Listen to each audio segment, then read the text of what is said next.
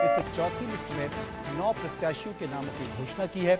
बवाना से रविंद्र कुमार, वजीरपुर से पूनम शर्मा को टिकट दिया गया है, दिल्ली कैंट से भुवन तंवर को, संगम बिहार से चंदन कुमार को और ग्रेटर कैलाश से शिखा राय को टिकट दिया गया है। त्रिलोकपुरी से रविकांत को टिकट दिया गया है, शाहदरा से संजय गोयल को, बाबरपुर से अनिल वशिष्ठ को टिकट दिया गया है, गोकलपुरी से प्रवीण निवेश को बीजेपी ने अपना दिल्ली विधानसभा चुनाव के लिए प्रत्याशी बनाया है।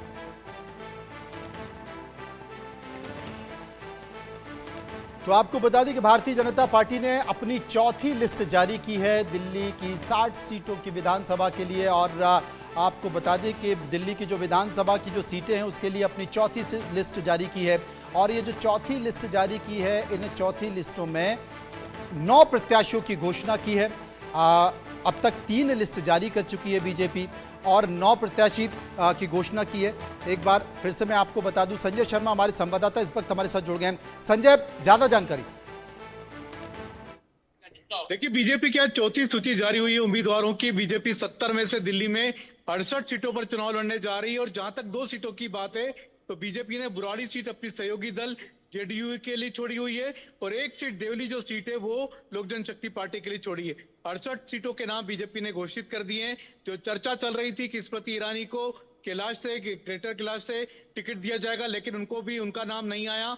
वहां पर शिखा राय को टिकट दिया बीजेपी ने।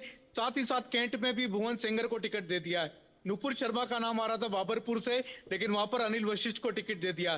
तो ये जो 3 बड़ी नेता जो महिलाओं के नाम थे, स्मृति ईरानी, मीनाक्षी लेखी और साथ ही साथ नुपुर शर्मा, तीनों महिलाओं को बीजेपी ने टिकट नहीं दिया है। और ये सारे के सारे नाम बीजेपी ने अब घोषित कर दिए, जारी कर दिए, सूची निकाल दी गई है।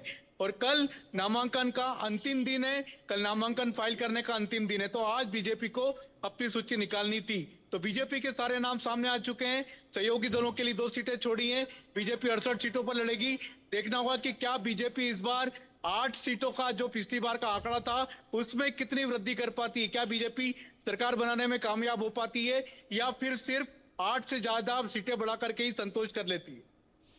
संजय शर्मा हमारे सहयोगी लगातार जानकारी दे रहे हैं। तो कुल मिलाकर अगर देखा जाए संजय, बीजेपी ने अपनी चौथी लिस्ट जारी कर दी है और इस चौथी लिस्ट में जो तमाम चेहरों को देखें, शिखा जो कि पहले भी दिल्ली के मेयर रह चुकी हैं और मेयर के साथ साथ उन्होंने एक संकेत भी दिया है। लेकिन अगर इस लड़ाई को देखा जाए, क्योंकि भारतीय जनता पार्टी लगातार वो मुद्दा बनाने की कोशिश कर रही है कि बीजेपी ने अपना मुख्यमंत्री पद का कोई भी चेहरा तय नहीं किया, इसलिए आम आदमी पार्टी रमेश विदुड़ी को बार बार चुपकाने की कोशिश कर रही है, चेहरा जबरदस्ती बनाने की कोशिश कर रही है, क्योंकि उनके बयानों को लेकर वो विधानसभा चुनाव में फायदा उठाना चाहती है।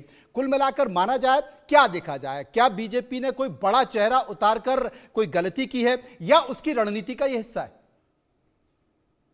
देखिए, बीजेपी से बार बार यही सवाल पूछा जा रहा है अरविंद केजरीवाल द्वारा, आम आदमी पार्टी द्वारा, कि बीजेपी के पास कोई मुख्यमंत्री का चेहरा नहीं। लेकिन हमने पिछले कई चुनावों में देखा, महाराष्ट्र में देखा, मध्य प्रदेश में देखा, छत्तीसगढ़ में देखा, राजस्थान में देखा, तो बीजेपी ने किसी भी नेता को सीएम पद पर प्रोजेक्ट नहीं किया था। बीजेपी पहले चुनाव लड़ती है, बाद में किसी नेता को अपना मुख्यमंत्री चुन लेती है। तो यही दिल्ली के लिए भी बीजेपी ने सोचा, पूरा चुनाव प्रधानमंत्री नरेंद्र मोदी के चेहरे पर बीजेपी लड़ने जा रही है यहाँ पर। और जहां तक मुख्यमंत्री की बात होगी, तो अगर बीजेपी के पास सीटें होती हैं, बहुमत आता है, तो फिर चेहरे पर नाम तय कर लिया जाएगा कि आखिर सीएम कौन होगा। जहां तक बीजेपी के नेताओं की बात है तो सबका यही कहना है कि बीजेपी के पास चेहरों की कमी नहीं है। बीजेपी के पास नेता कई सारे हैं, लेकिन बीजेपी में परिपाटी यही है कि मुख्यमंत्री पद का नाम घोषित करके चुनाव नहीं लड़ा जाता। हमने हरियाणा में भी देखा, मध्य प्रदेश में देखा, छत्तीसगढ़ में देखा, राजस्थान में देखा, महाराष्ट्र में देखा। सभी प्रदेशों में लगभग यही नियति है और यही स्थिति होती है और यही दिल्ली में भी बीजेपी ने किया है।